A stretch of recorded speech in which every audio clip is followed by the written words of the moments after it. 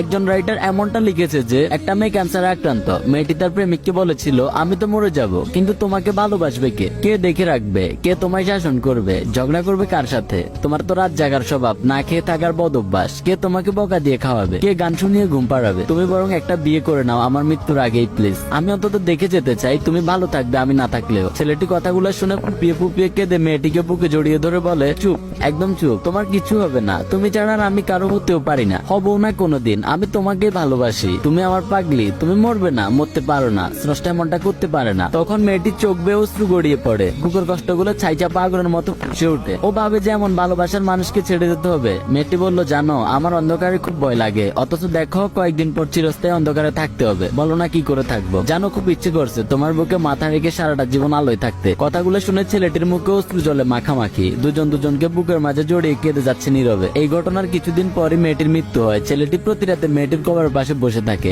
একের পর এক মোমবাতি জ্বালিয়ে মেয়েটির কবর আলোকিত করে। রাতে ছেলেটি ঘুমায় না, এই ভেবে যে তার প্রিয় মানুষটা অন্ধকার সহ্য করতে পারে না। ইদানিং ছেলেটিরও ক্যান্সার ধরা পড়েছে, খুব টেনশন আছে ছেলেটি। মৃত্যুর চিন্তায় না, ছেলেটি ভাবছে সে চলে গেলে তার প্রিয় মানুষটার কবরে মোমবাতির আলো জ্বালাবে কে? সে যে অন্ধকার খুব ভয় পায়। ভালো থাকুক, ভালোবাসাটাও পারে। আসলে যে যাই বলুক, ছেলেরা একটু বেশি ভালোবাসে। মন থেকেই বলি, পূর্ণতা পাক পৃথিবীর সকল ভালোবাসাগুলা। ভালো থাকবেন সবাই, আল্লাহ হাফিজ গাইস।